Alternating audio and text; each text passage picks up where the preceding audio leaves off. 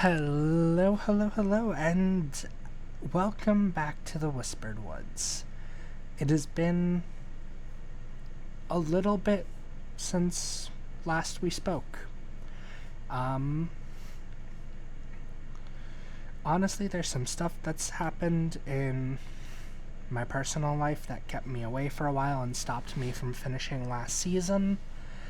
And even more personal stuff with the beginning of this season, so I'm hoping we can move past it, and this, hopefully, bringing back the Diaries is a good way to start that. So, as I said, some stuff happened, and, well, to be blunt, my laptop died for a while, and when I finally got it fixed, work got crazy, and by that point, the season was already over, so nothing too special here. The last video you guys saw was the Cruiser matchup, but after that there was a matchup against Roman, and we did end up winning that. He didn't bring his best team, so take that how you will. For a reminder, this was our Season 6 team.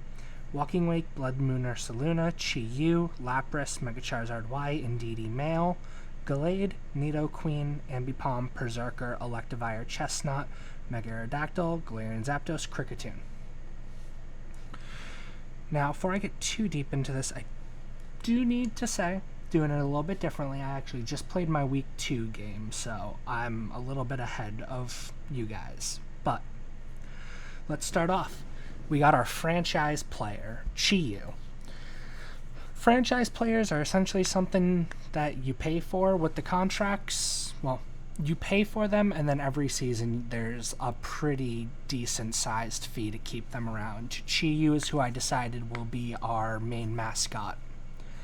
I don't think I'll change the logo just because I really like how it came out, but Chi-Yu is moving forward our main lead that we're building our team around and what we're really trying to capitalize on.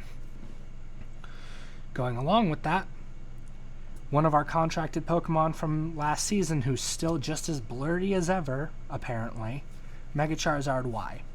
Really good special attacker, sets up your sun beautifully for whatever you need, and you'll notice we don't have as much of a sun theme this season, but I definitely still have a little bit of a core. That might change, might not. Honestly, kind of depends on a couple other things. Other contract, this was our regional contract from some trades we did to get a Sinnoh Pokemon to stay on our roster.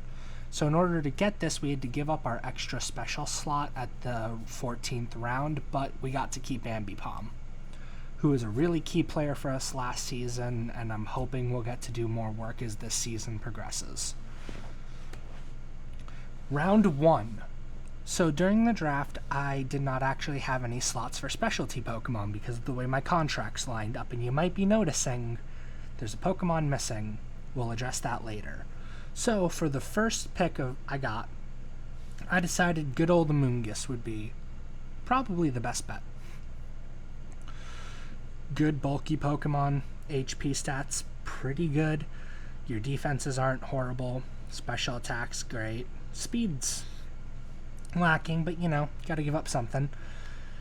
Last season there was a lot of times I really wish I had a good Follow Me or Rage Powder Pokemon, so I decided to fix that as quickly as possible, and I thought, why not get the best in the game at what he does?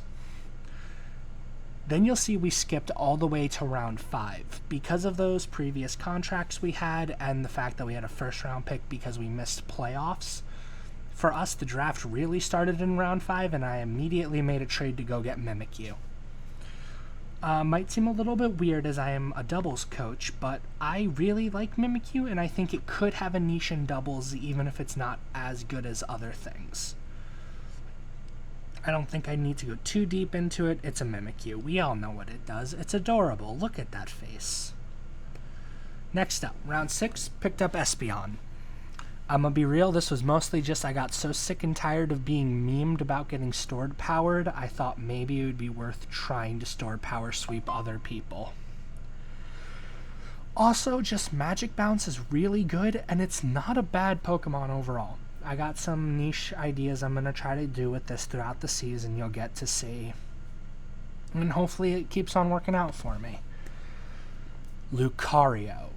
This one caused a little bit of a stir with some others because I sniped it right before like 3 other people were going to try to get it. Round 7 pickup. Great physical special attacker. I think Lucario is almost the cleanest idea of what a mixed attacker should be. And honestly, it does work. I'm not going to spoil any of the matches, but it has definitely come to at least one of the matches, and I wasn't unhappy with its performance. I wasn't like over the moon, but you know, obviously your opponents are going to throw wrenches in your plans. Next up, Hisuian Quillfish. Intimidate support. Very niche, but Destiny Bond support. Honestly, it's just a really good intimidator that can switch in, switch out, absorb some toxic if you need it to, and just... It's also a throwback Pokemon. If you remember to my history breakdown last season, we ran this back in Season 2 before Overquill was introduced. Next up, Round 9, Hitmonlee. I really wanted to get Hitmontop earlier in the draft, but I was unable to, so I decided the next best thing would probably be Hitmonlee. Still gets the rapid spin, you get access to Unburden if you want it. Like, it's definitely a potential Pokemon. I could see some use for it, and I'm hoping to get some good games out of it this season. Next up, another throwback, Magneton. I just really wanted a Steel type.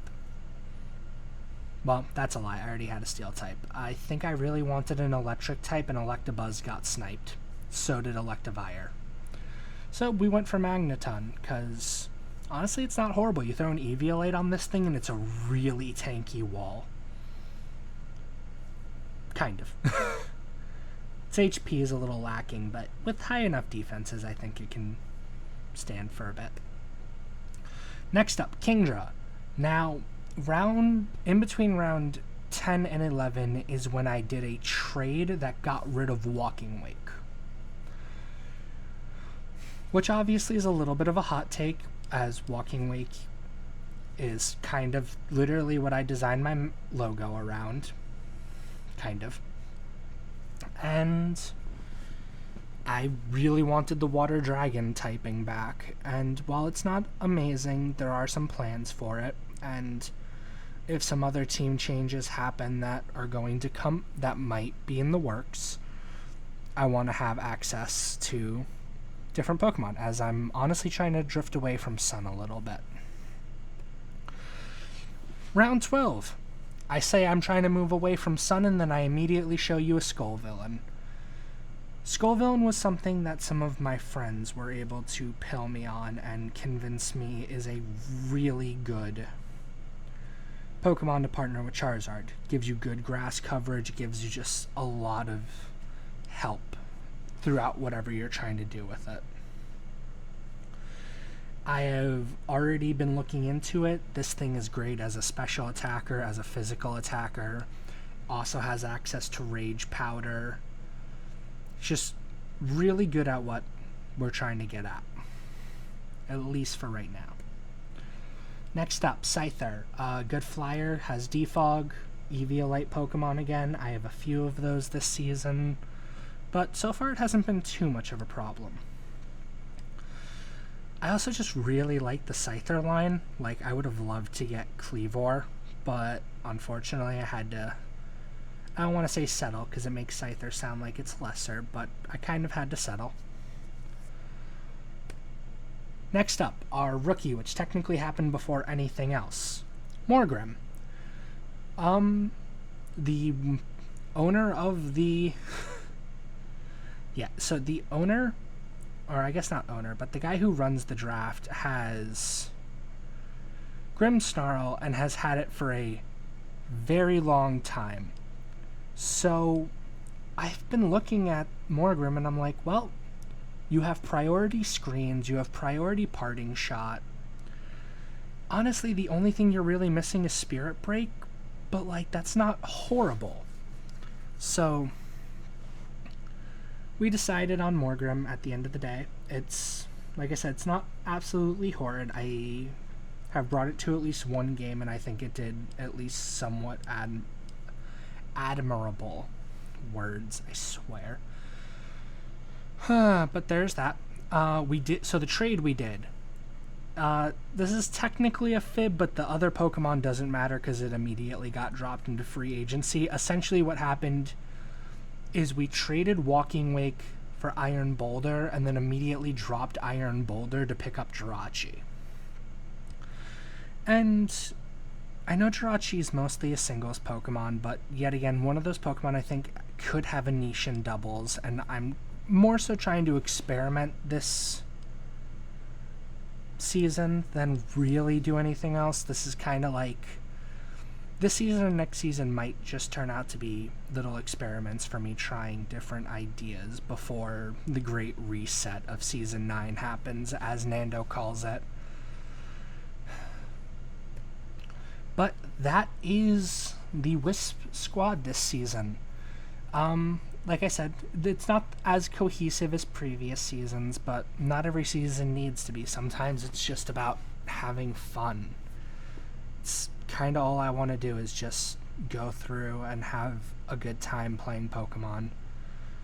Do I get a little frustrated sometimes? Yeah, you know. But at the end of the day, this is an escape, and it's meant to be something that helps you when you need it. And it's definitely something I need. Been going through a lot, like I said, which is the reason why I didn't have any videos in the in-between. But we're back. Hopefully I can keep it more consistent and get some more content out. Not just this direct Pokemon stuff. I have some Digimon stuff I'd love to try at some point, maybe more Spore content in the future. I don't fully know everything I want to do yet, but I really want to start trying more. So, if you're interested in any of that, let me know. I'd love to hear if anybody's actually interested in like playthroughs of Digimon Cyber Sleuth and things like that, just because they're games I love and are fun to play. But until next time, thank you for once again coming back to enjoy another walk in the woods with me. Arrivederci.